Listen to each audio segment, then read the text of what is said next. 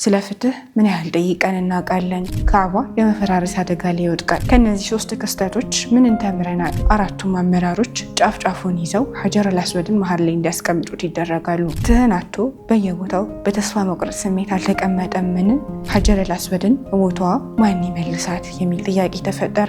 من حليت حياتنا بالإيمان يا من بجمالك علمت الإحسان يا من نورت قلوبنا بالقرآن ሰላሙ አላሂ አለይኩም ወረሕመቱላሂ ወበረካቱሁ።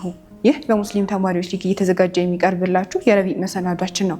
በባለፈው ክፍላችን መልእክተኛው ሰለላሁ ዐለይሂ ወሰለም አጎታቸው አብዱል ሙጠሊብ ጋር ሆኖ ማደጋቸውን እንዲሁም ደግሞ በተለያየ የስራ ዘርፍ ላይ መሰማራታቸውን ተመልክተን ነበረ። ከአጎታቸው አቡ ጣሊብ ጋር በተለያዩ መልኩ የተለያዩ ስምምነቶችንና ጦርነቶችንም ታድመው ነበር።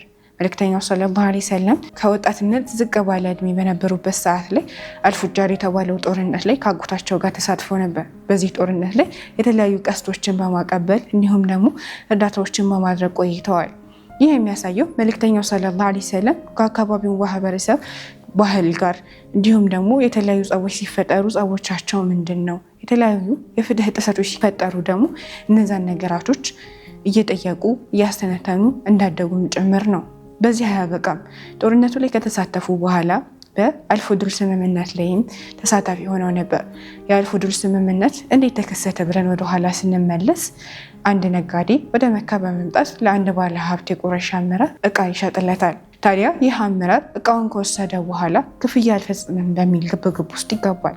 ይህንን የተመለከቱት የቁረይሽ አመራሮች አይ ይህማ የፍትህ ድርድር ያስፈልገዋል በማለት በደለኞችን የሚደግፍ አንድ ስምምነት ያቋቁማሉ።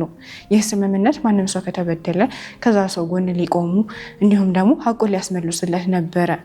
መልእክተኛው ሰለላሁ ዐለይሂ ወሰለም ነብይ ከሆኑ በኋላ እንኳን ይህንን ስምምነት መልሼ ባገኘው አሁንም መልሼ ገባው ነበር ሲሉ ተሰምተዋል። በዚህ ብቻ አያበቃም። መካ በከባድ የጎርፍ ዝናብ ከተጠቃች በኋላ ካዕባ የመፈራረስ አደጋ ላይ ይወድቃል። የዛኔ የአረብ ጎሳዎች የቁረይሽ ጎሳዎች በመሰብሰብ ካዕባን በንጹህ ገንዘብ ለመገንባት ይስማማሉ።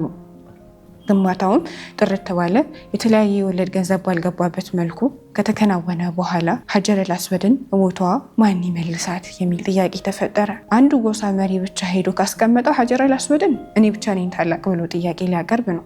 ይህ እንዳይሆን አንድ ሰው መጥቶ ይዳኘናል ብለው ይጠባበቁ ነበር በር ላይ። ታዲያ በዚህ ክስተት መልእክተኛው ሰለላሁ ዐለይሂ ወሰለም ከበሩ ያልፋሉ። ሁሉም የእሳቸውን ውሳኔ ሊወስኑ ተቀብለው በእሳቸው ውሳኔ መሰረት ያህንን ውሳኔ የተወሰነለት ሰው ሀጀር አልአስወድን ከቦታዋ እንዲመልስ ይስማማሉ። መልእክተኛው ሰለላሁ ዐለይሂ ወሰለም ብልህነታቸው እዚህ ጋር ይመጣል። 4 ጠርዝ ያለውን አማይማ ይቀበሏቸውና ሁሉም አራቱም አመራሮች ጫፍ ጫፉን ይዘው ሀጀር አልአስወድን መሀል ላይ እንዲያስቀምጡት ይደረጋሉ።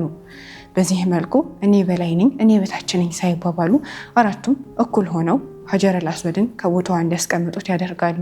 ይህ በዚህ ዘመን የምናየው ከባድ የሆነ ነገር ነው። መልእክተኛው ሰለላሁ ዐለይሂ ወሰለም በሰዓቱ በዚህ መልኩ አንደኛቸውን ከአንደኛቸው ሳያበላልጡ ለሌላ ቆስ ሳይዳርጋቸው በፍትህ እና በብልሃት እንዲመለሱ አድርገዋል። ከነዚህ 3 ክስተቶች ምን ተምረናል? መልእክተኛው ሰለላሁ ዐለይሂ ወሰለም ማህበረሰባቸው የፈለጋቸው ሰዓት ከጎን ሆነዋል። እኛስ ዛሬ በምን መልኩ ከጎናቸው እንሁን?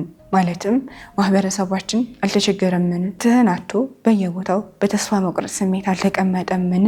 ችግሮቻቸውን ልንመለከት መልእክተኛው ሰለላሁ ዐለይሂ ወሰለም መንገድ ተከትለን ከጎናቸው ልንቆም ግድ አይለንምን? በዚህ ብቻ አያበቃም። ስለ ፍትህ ምን ያህል ጠይቀን እናውቃለን?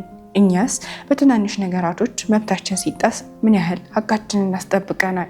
በመጨረሻም ስለ ፍትህ መስጠት ምን እናስባለን? ዛሬ እኛ መልእክተኛው ሰለላሁ ዐለይሂ ወሰለም በነበሩበት ቦታ ላይ ብንቀመጥ ማንን እንመርጣለን? አይደለም የኔ ያለሁበት ጎሳ ወይም ደግሞ እኔ የማውቀው አካል ነው እዚህ ቦታ ላይ መቀመጥ ያለበት እንላለን ወይንስ ደግሞ ሁሉንም ማስማምተን በጋራ ለማስቀጠል እንሞክራለን?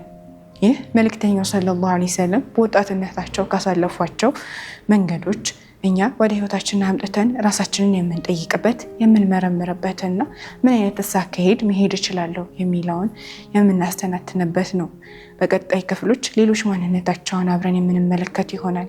እስከዛው ግን የረቢዕ መሰናዳችንን እያያችሁ የበለጠውን ደግሞ ወደኋላ መለስ ብላችሁ ከህይወታቸው የተማራችሁ አብራችሁን እንድትቆዩ ለማለት እንወዳለን።